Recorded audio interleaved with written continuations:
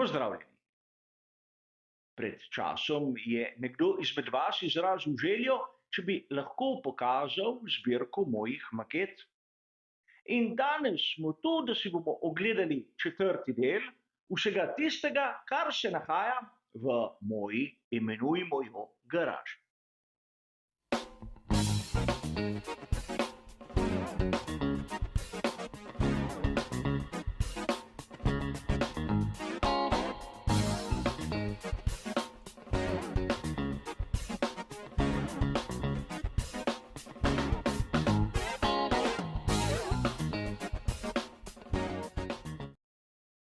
In zopet so prišle na vrsto makete.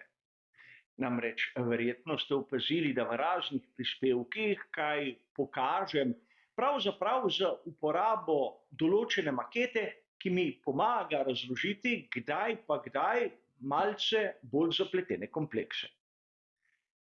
In seveda pred časom sem že napravil serijo 3 posnetkov, kjer sem predstavil vse tisto, kar sem imel takrat v lasti.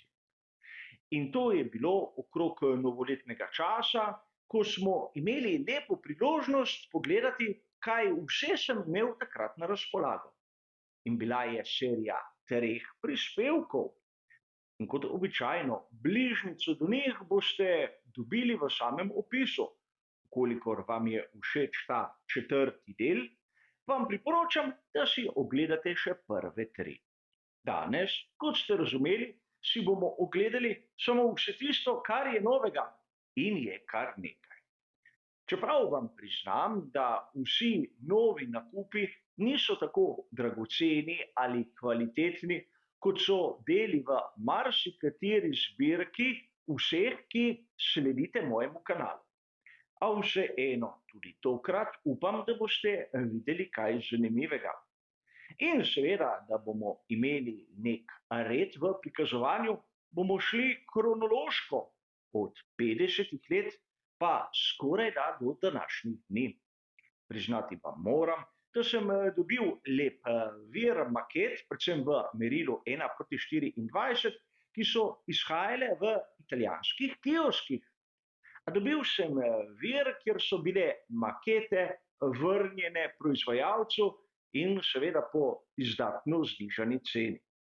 A pustimo sedaj to. Vkolikor pogledamo tisto omarico, kjer imam shranjene makete, bomo videli, da je notri že precejšnja gneča.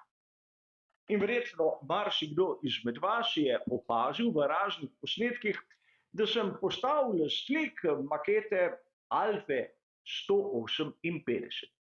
Prav tiste alfete, s katero je seveda Nino Farina zmagal prvo veliko nagrado svetovnega prvenstva Formule 1, dirko v Silverstone. In seveda v vsaki zbirki menim, da mora biti ta maketa, ki že nekako ponazarja tisti prehod iz predvojnega časa v to moderno dobo. Alfa 158 izhaja iz leta 37. In vkolikor vas zanima kaj bolj podrobnega o naštetih modelih, imate mnogo prispevkov v tistem zvihu posvečenem mejnikom. Kolikor vas zanimajo, so seveda kot običajno tam zgoraj. In druga maketa, katero ste tudi videli dokaj pogosto, je pa tista, ki sem jo končno po mnogih desetletjih sestavil. Lotus 25. In gre za maketo v merilu 1:20, seveda japonskega proizvajalca Tamiya, in jo je možno tudi odpreti. Seveda, tu vam priznam, da sam nisem tako discipliniran, da bi zbiral makete samo v enem merilu in tako imel vse skupaj nekako primerljivo.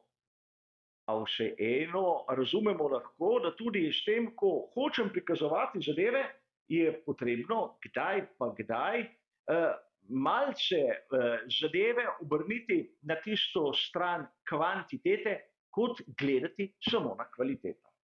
Če smo govorili o Lotusu 25, je prav, da 70. začnemo z Lotusom 72 svetovnega prvaka Emersona Fittipaldija.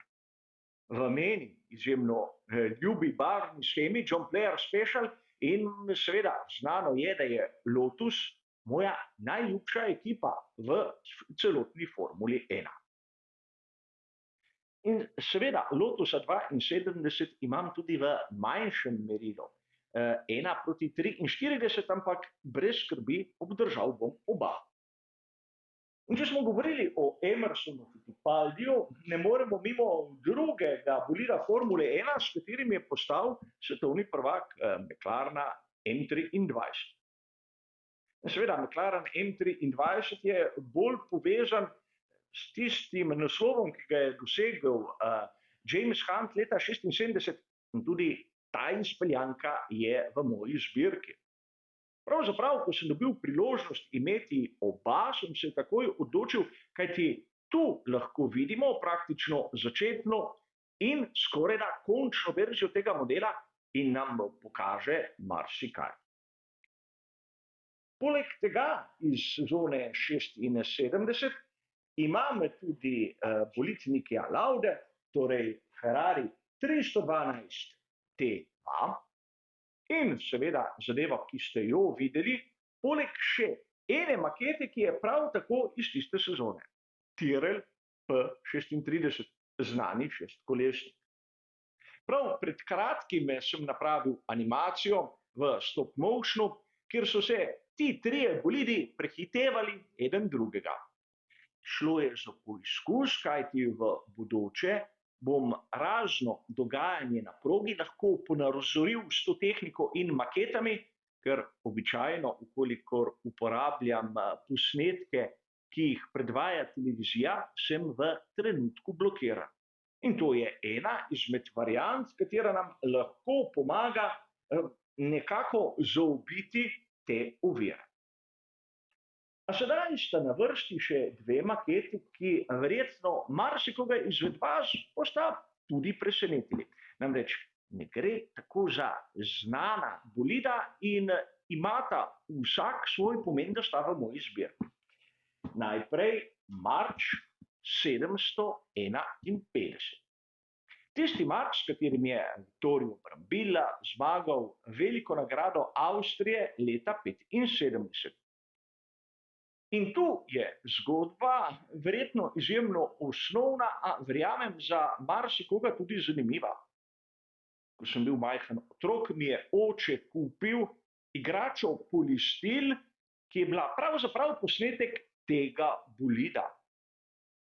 In danes ne vem, kje se je izgubila in zelo rad bi jo našel nazaj, ampak vseeno na spomin sem si privoščil to maketo, ki je malce manj znana, morda za koga malce manj pomembna, ampak zame bistvena, kajti z njo sem se kot res majhen otrok toliko preigral in vzljubil Formulo 1.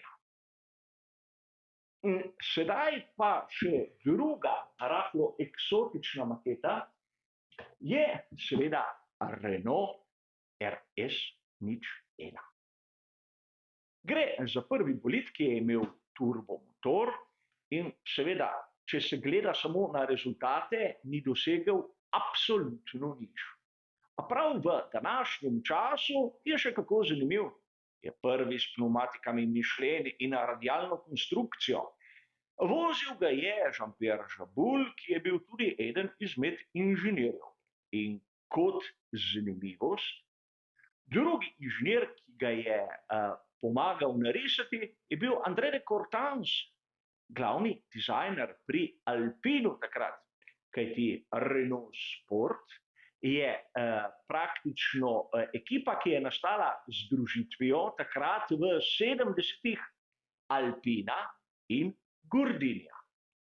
In tudi napis Gordini je lepo viden, seveda na samem bloku motorja, tako da če danes gledamo na Alpin na štartnem razporedu Formule 1, lahko vidimo, da se je krog zaključil, namreč ta bolid ima več v sebi Alpina kot tistega Renaulta, kot so si mnogi mislili.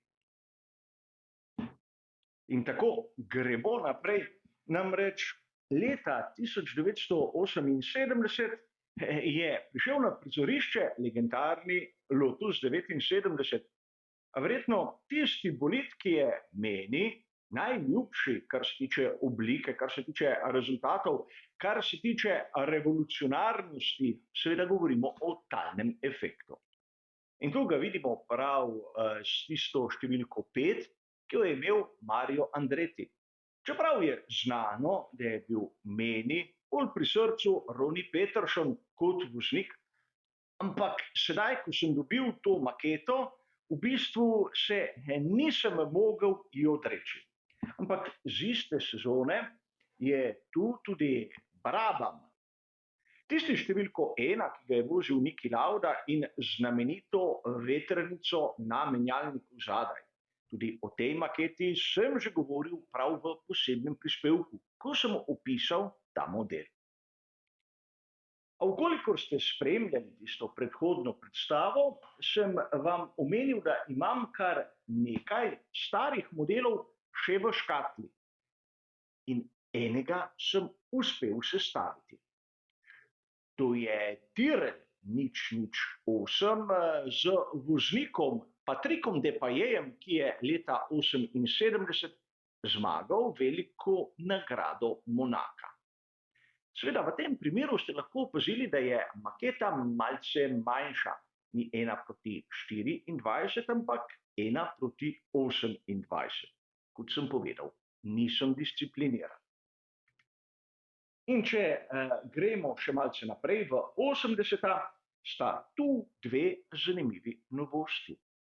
Williams FW08, s katerim je Keke Rosberg postal svetovni prvak leta 1982. In seveda gre tudi za zadnji bolid z motorjem Ford Cosworth DFV, ki mu je to uspelo. In po mojem mnenju maketa, ki mora biti v zbirki vsakega navdušenca, kajti to je tudi zadnji bolid svetovnega prvaka, ki je izkoriščal talni efekt v daljnih 80-ih.